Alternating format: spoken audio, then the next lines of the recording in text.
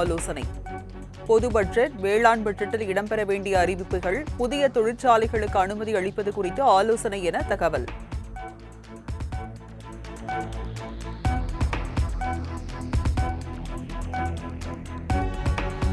அமைச்சர்கள் பள்ளிகளில் தேவையின்றி ஆய்வு செய்வது, ரீல்ஸ் எடுப்பது போன்ற செயல்களில் ஈடுபடக்கூடாது என முதல்வர் விஜய் அறிவுறுத்தல். அமைச்சர்கள் ஊழல் புகார்களில் சிக்கினால் உடனடியாக பதவி பறிக்கப்படும் என்றும் அமைச்சரவை கூட்டத்தில் முதல்வர் எச்சரிக்கை.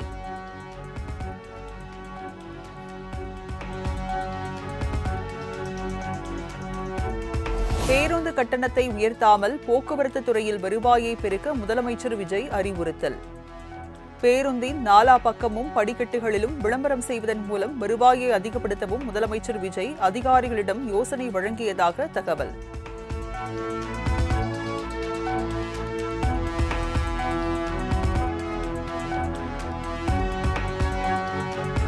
போக்குவரத்து துறையில் 2000 குளிர்சாதன பேருந்துகளை வாங்க வேண்டும் என அதிகாரிகளுக்கு முதல்வர் விஜய் அறிவுறுத்தல். குளிர்சாதன பேருந்துகள் பயன்பாட்டிற்கு வந்தாலும் டிக்கெட் கட்டணத்தை உயர்த்தக்கூடாது என உறுதியளித்ததாக தகவல்.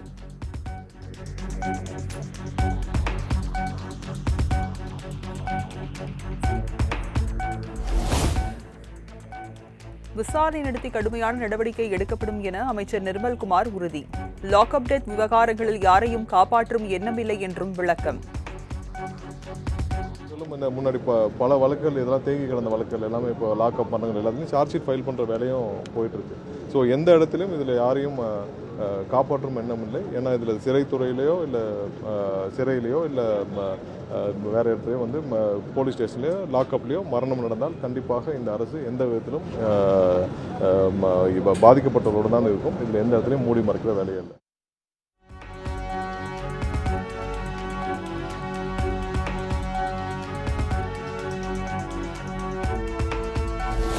அதிமுகவும் பாஜகவுடன் ஒன்று சேர்ந்து ஆட்சி அமைக்க முயற்சி செய்து வருவதாக அமைச்சர் CTR ஆருடம் 50 கோடி ரூபாய் கொடுத்தாவது தாவேகா எம்எல்ஏக்களை திமுக வாங்க முயற்சிப்பதாகவும் குற்றச்சாட்டு. லெட்டர் பேட் மட்டும் ஒரு கட்சி அலுவலகம் இருந்தால் காப்பாற்றக்கூடிய நம்ம காலத்தை தள்ளக்கூடிய நிலைமையில திரு எடப்பாடி வந்து விட்டார். திரு ஸ்டாலின் அவர்கள் வந்து இந்த கட்சி என்ன பண்ணணும், இல்லை யாரை நம்பி கொடுக்கணும் எதுவுமே தெரியாமல் அவரும் நிற்கிறார். அவங்களுக்கு தேவை இப்போ ஒரு 5 வருஷத்துக்கு காலத்தை ஓட்டுவதற்கு ஒரு இடம். அதனால தான் பாரதிய ஜனதா கட்சியோட கூட்டணி போகிறாங்க. இந்த முயற்சியில் தான் அவங்க வந்து 45 நாட்கள் 50 நாட்களாக எங்களுடைய எம்எல்ஏக்களை விலைக்கு வாங்கும் முயற்சிகள் அவங்க வந்து நிறைய பேர் கைது செய்யப்பட்டே வராங்க. நீங்கள் பார்த்துருப்பீங்க. அவ்வளோ எங்களுடைய எம்எல்ஏக்களுக்கு 30 கோடி 40 கோடி 50 கோடி வரை விலை பேசப்பட்டிருக்கு. 50 கோடி கொடுத்து நீங்கள் 20 எம்எல்ஏன்னு எவ்வளோ ஆச்சு?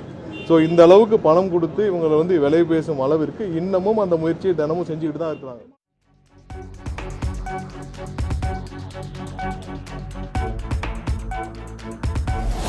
கரூர் மற்றும் விராலிமலை தொகுதிகள் காலி என்கிற அறிவிப்புக்கு இடைக்கால தடை கோரி அக்ரி கிருஷ்ணமூர்த்தி தொடர்ந்த வழக்கு.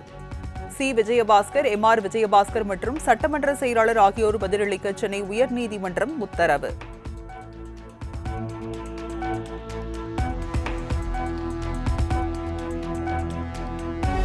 மண் அள்ளும் டெண்டருக்கு தாவேகா தரப்பில் அனுமதி வாங்கியதாக லஞ்சம் கேட்ட தாவேகா பிரமுகர் கைது. ஸ்ரீவில்லிபுத்தூர் தொகுதி தாவேகா எம்எல்ஏ கார்த்திக் பெயரை சொல்லி லஞ்சம் கேட்டதாக ஆடியோ ஒன்று வெளியான நிலையில் காவல்துறையினர் நடவடிக்கை.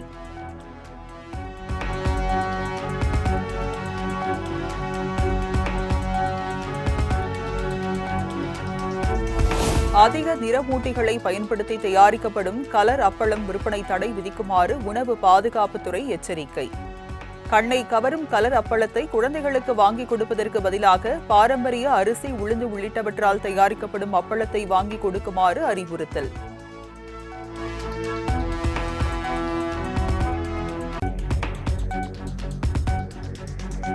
சென்னை அதிமுக தலைமை அலுவலகத்தில் புதுக்கோட்டை மாவட்ட நிர்வாகிகளுடன் EPS ஆலோசனை.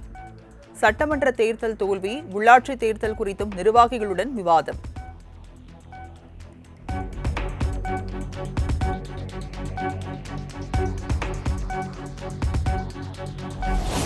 கடந்த 2024ஆம் ஆண்டு நெல்லை எக்ஸ்பிரஸ் ரயிலில் 4 கோடி ரொக்கம் பறிமுதல் செய்யப்பட்ட வழக்கில் நயினார் நாகேந்திரன் சென்னை ஜார்ஜ் டவுன் நீதிமன்றத்தில் ஆஜர்.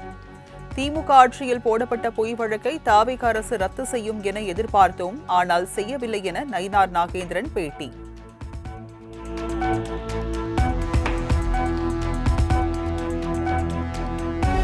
சென்னை மாநகராட்சியில் 4 மூத்த அதிகாரிகள் உட்பட 6 பேரை பணியிடை நீக்கம் செய்து மாநகராட்சி ஆணையர் சமீரன் உத்தரவு. லஞ்சம் வாங்கியது, வேலை வாங்கி தருவதாக ஏமாற்றியது, போலி பில்கள் சமர்ப்பித்தது தொடர்பாக கைது செய்யப்பட்ட நிலையில் 4 பேர் மீது குற்றவியல் நடவடிக்கை எடுக்கவும் உத்தரவு.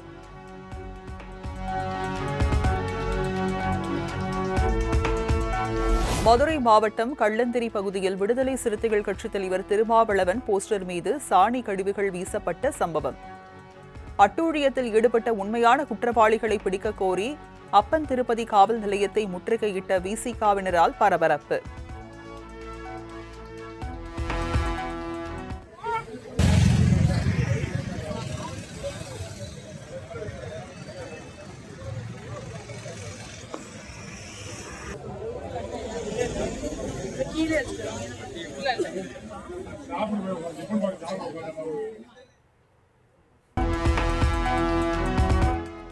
அதிமுக விழுப்புரம் மாவட்ட நிர்வாகிகள் 11 பேரை கூண்டோடு நீக்கி உத்தரவிட்ட எடப்பாடி பழனிசாமி.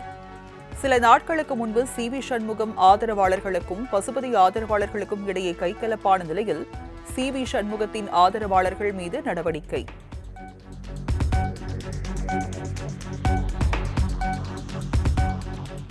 சென்னையில் அகில இந்திய அளவிலான சீனியர் ரேங்கிங் பேட்மிண்டன் போட்டியில் அமைச்சர் ஆதவ் அர்ஜுனா, பாமக தலைவர் அன்புமணி ராமதாஸ் பங்கேற்பு. நிகழ்ச்சியின் நிறைவில் ஆதவ் அர்ஜுனாவும் அன்புமணியும் பேட்மிண்டன் விளையாடிய ருசிகரம்.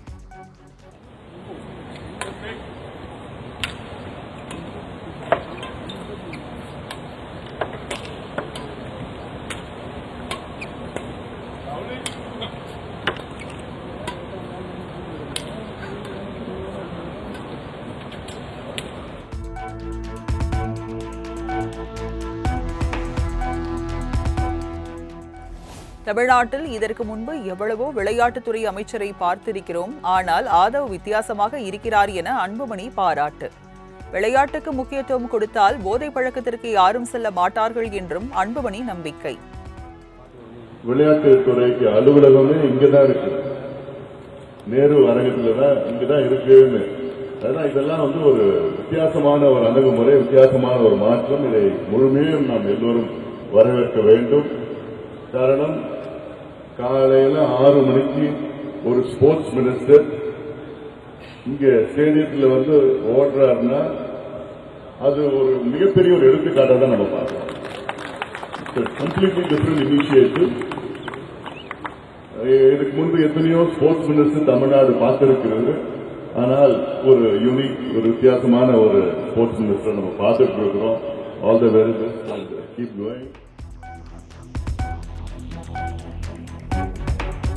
அண்ணன் அன்புமணியின் கோபமான வார்த்தையில் கூட அன்பு அதிகமாகவே இருக்கும் என அமைச்சர் ஆதவ் அர்ஜுனா பாராட்டு. அரசியல்வாதி என்பதையும் தாண்டி அன்புமணி எப்போதும் சுற்றுச்சூழல், நதி என இயற்கை சார்ந்தே பேசுவார் என்றும் புகழாரம். ஒரு வார்த்தை கூட கோபமான வார்த்தை கூட அன்பாவே இருக்கும் அவர்கிட்ட. Very using the word very mature and clarity.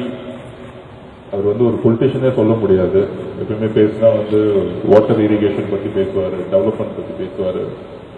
So next new generation லீடர்ஸ்ல ஒரு முக்கியமான, தமிழ்நாட்டில் ஒரு முக்கியமான ஒரு ஆளுமை.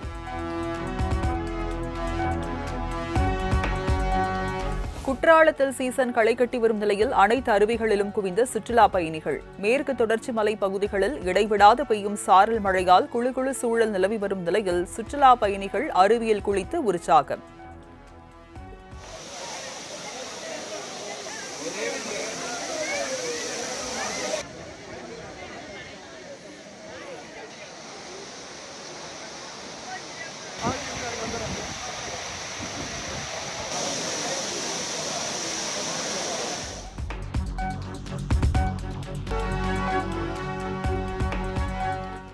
சிவகாசி மாநகராட்சியின் 18வது வார்டு பகுதியில் குடிநீர் குழாயில் சாக்கடை நீர் கழிந்து ஓடுவதால் பொதுமக்கள் அதிர்ச்சி. மாநகராட்சி நிர்வாகம் உடனடியாக தலையிட்டு நடவடிக்கை எடுக்க கோரிக்கை.